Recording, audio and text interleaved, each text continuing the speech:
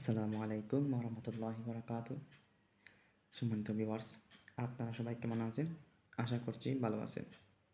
তো action TV চ্যানেলের পক্ষ থেকে সবাইকে মোবারকবাদ জানাচ্ছি।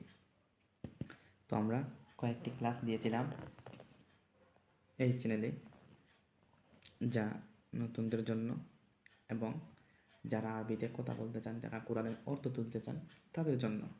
তো কয়েকটি ক্লাস দিয়েছিলাম। তো আজকে আর একটি ভিডিও দিয়ে দিব, অত্যন্ত খুব গুরুত্ব সহকারে দেখবেন।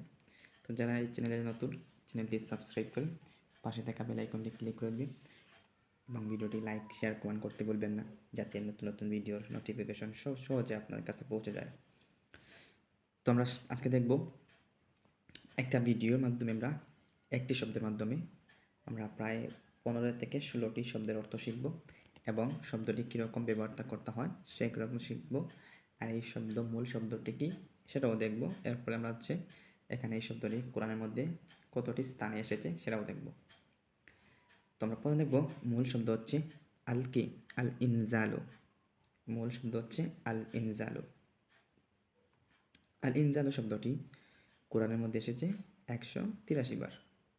এটা হচ্ছে কোরআন শব্দবলী লেভেল 1 থেকে এই আজকের ভিডিওটি তৈরি করা হয়েছে। আনজালা মানে হচ্ছে আল ইনজাল শব্দটি মূল শব্দ। মূল শব্দ থেকে আমরা তিনটি অর্থাৎ মাস্টার তিনটি মূলক্ষর নিব। সেটি হচ্ছে মাদিতে রূপান্তর করতে হবে প্রথমে। তো প্রথমে আমরা দেখব নুন জাল লাম। নুন জা লাম এই শব্দটি আমরা প্রথমে এই ইনজালটাকে আমরা এখানে মাদ্দা হিসেবে তৈরি করে ফেলছি। তারপর আমরা এই শব্দের অর্থ দেখব কি করা হয়, নাজিল করা। ইনজাল শব্দের অর্থ কি, নাজিল করা। তোমরা নাজিল করা দেখব। পরে দেখব এখানে শব্দটি হচ্ছে কি, আমরা এখান থেকে আমরা দেখি এখানে শব্দটি হচ্ছে আনজালা। শব্দটি হচ্ছে কি আনজালা। এটা হচ্ছে অতীতকালীন কথা যা মাদিতে রূপান্তর করা হয়, মাজির মধ্যে পড়ে। আনজালা সে নাজিল করেছে, আনজালা সে কি করেছে, নাজিল করেছে। একটি শব্দের মাধ্যমে আমরা এই 6টি মানে এখানে 15 থেকে 16টি শব্দ আমরা শিখতে পারবো। যেমন আনজালু তারা নাজিল করেছে, আনজালু তারা নাজিল করেছে। তারপর দেখব আনজালতা তুমি নাজিল করছো, তুমি নাজিল করছো। এরপর দেখব আনজালতুম তোমরা নাজিল করেছো, তোমরা নাজিল করছো, তোমরা কি নাজিল করছো।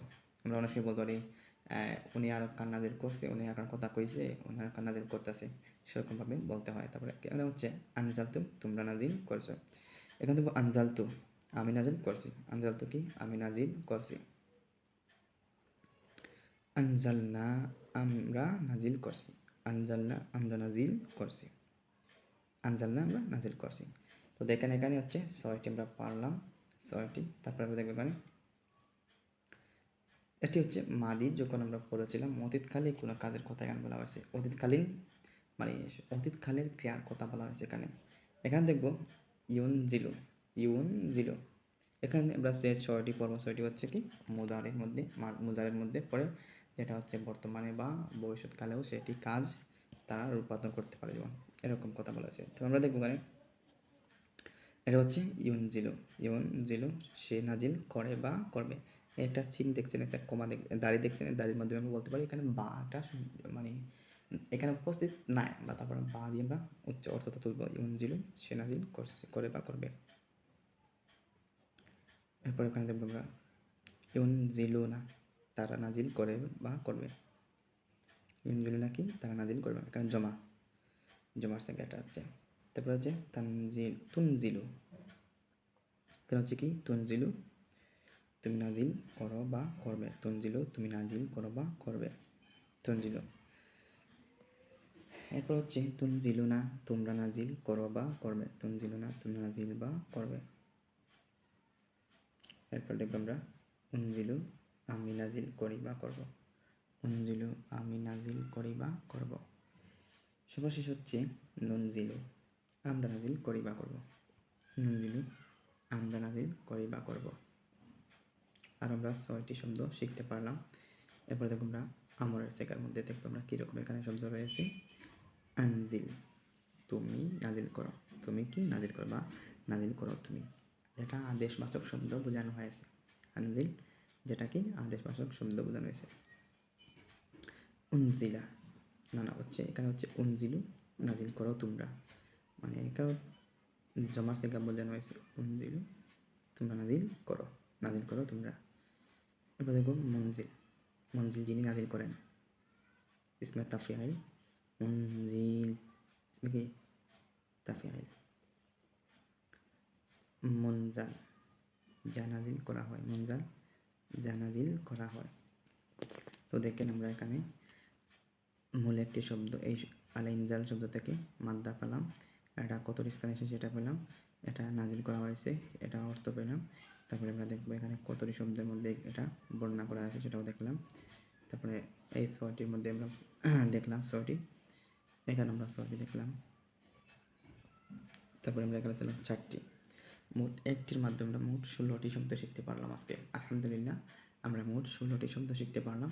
তো এভাবে যদি আমরা প্রত্যেকদিন একটি ভিডিও দেখি এবং একটি ভিডিওর মধ্যে ক্লাস করি এবং ভিডিওটি ভালো করে প্র্যাকটিস করি বা খাতায় লিখে রাখি, তাহলে ইনশাল্লাহ আমরা কোরআনের অর্থ তুলতে পারবো এবং বিভিন্ন আরবির ক্ষেত্রে আমরা পড়তে পারবো।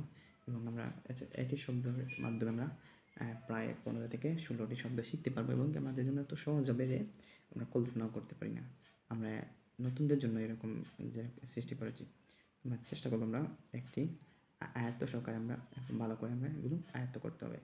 তো যারা ক্লাসটি দেখছেন সবাই লাইক কমেন্ট শেয়ার করবেন এবং ভিডিওটি সাবস্ক্রাইব করতে ভুলবেন না এবং সম্পূর্ণ ভিডিও দেখার আমন্ত্রণ থাকবে, যাতে আপনারা এই ভিডিওর মাধ্যমে কিছু আপনারা অর্জন করতে পারেন এবং বুঝতে পারেন। তো সবাই সুস্থ থাকো, ভালো থাকো। আসসালামু আলাইকুম রহমতুল্লাহ।